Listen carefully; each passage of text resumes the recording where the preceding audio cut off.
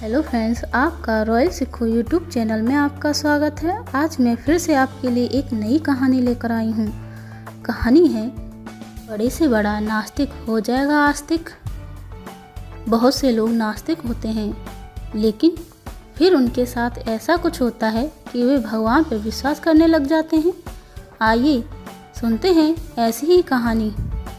भोलानाथ शहर की एक छोटी सी गली में रहता था। वह मेडिकल की दुकान चलाता था। सारी दवाइयों की उसे अच्छी जानकारी थी। पूरी दुकान खुद संभालता था, इसलिए कौन सी दवा कहाँ रखी है उसे अच्छी तरह पता था। वो पूरी ईमानदारी से अपना काम करता था। ग्राहकों को सही दवा सही दाम पर देता था। सब कुछ अच्छा होने के बाद भी भोलानाथ नास्तिक था। भगवान में उसे जरा सा भी विश्वास नहीं था। वह पूरा दिन दुकान पर काम करता और शाम को परिवार तथा दोस्तों के साथ समय गुजारता था। उसे ताश खेलने का शौक था। जब भी टाइम मिलता दोस्तों के साथ ताश खेलने बैठ जाता था। एक दिन वह दुकान पर था, तभी कुछ दोस्त आए। तभी भारी वर्षा शुरू हो गई। रात हो गई थी, लेकिन सभी बारिश थमने का इंतजार कर रहे थे। बिजली भी चली गई थी। बैठे बैठे क्या करें, सोचा मोमबत्ती की रोशनी में ताश ही खेल लेते हैं। सारे दोस्त दुकान में ताश खेलने बैठ गए। भी ताश में मगन थे, तभी एक लड़का दौड़ा दौड़ा आया। वह पूरी तरह भीग चुका था। उसने जेब से दवा की एक पर्ची निकाली और भोलानाथ से दवा मांगी। भोलानाथ खेल में मगन था। उसने पहली बार तो ध्यान ही नहीं दिया। तभी लड़के ने जोर से आवाज़ देते हुए कहा, मेरी माँ बहुत बीमार है। सारी दवा दुकान बंद हो गई है। एक आपकी दुकान ही खुली है। आप दवा देंगे तो मेरी माँ ठीक हो जाएंगी। भोलानाथ आधे अधूरे मन से उठा, पर्ची देखी और अंदाजे से दवा की एक शीशी उठाकर उसे दे दी। पैसे काट कर लड़के को लौटा दिए। लड़का भीगता हुआ चला गया। तभी बारिश थम गई।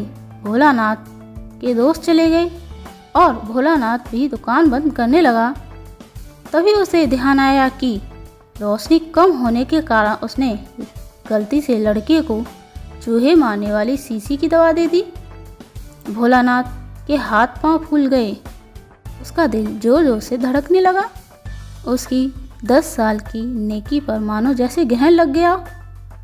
उस लड़के के बारे में वह सोच छोड़कर तड़पने लगा। अच्छा, यदि यह दवा उसने अपनी बीमार माँ को देगा तो वह अवश्य ही मर जाएगी। लड़का भी बहुत छोटा होने के कारण उस दवाई को पढ़ना भी नहीं जानता होगा। एक पल वह अपनी इस भूल को कोसने लगा और ताश खेलने की आदत को छोड़ने का निश्चय कर लिया। पर यह बात तो बाद में देखी जाएगी। अब क्या किया जाए? उस लड़के का पता ठिकाना भी तो नहीं जानता। कैसे उस बीमार माँ को बचाया जाए? सच कितना विश्वास था उस लड़के की आंखों में। भोलानाथ को कुछ सोच नहीं रहा था। घर जाने की उसकी इच्छा अब ठंडी पड़ गई। दुविधा और बेचैनी उसे घेरे हुए था। घबराहट में वह इधर उधर देखने लगा। पहली बार उसकी नज़र दीवार पर एक कोने में पड़ी। उसके पिता की जिद करके भगवान श्री कृष्ण की तस्वीर दुकान के उद्घाटन के वक्त लगाई थी। तब पिता ने कहा था, भगवान की भक्ति में बड़ी शक्ति होती है। वह हर जगह व्याप्त हैं और हमें सदैव अच्छे कार्य करने के लिए प्रेरणा देता है। भोलानाथ को यह सारी बात याद आने लगी। आज उसने इस अद्भुत शक्ति को आजमाना चाहा। उसने कई बार अपने पिता को भगवान की तस्वीर के सामने हाथ जोड़कर आंखें बंद करके पूजा करते हुए देखा था। उसने भी आज पहली बार कमरे के कोने में रखी उस धूल भरे कृष्ण की तस्वीर को देखा। आंख बंद कर दोनों हाथों को जोड़कर वहीं खड़ा हो गया। थोड़ी देर बाद वह लड़का फिर से दुकान में आया। भोलानाथ के पसीने छूटने लगे। वह बहुत अधीर हो गया। पसीना पोंछते हुए उसने कहा, क्या बात है बेटा, तुम्हें क्या चाहिए?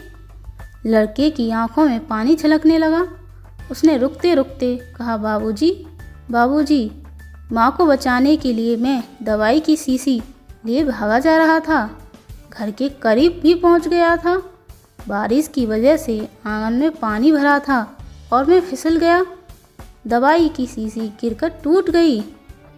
क्या आप मुझे वही दवाई की दूसरी शीशी दे सकते हैं बाबूजी? लड़के ने उदास होकर पूछा। हाँ हाँ, क्यों नहीं, भोलानाथ ने राहत की सांस लेते हुए कहा। लो, यह दवाई लो। पर उस लड़के ने दवाई की शीशी लेते हुए कहा, पर मेरे पास तो पैसे नहीं हैं। उस लड़के ने रुकते हुए कहा। भोलानाथ को उस पर दया आ गई।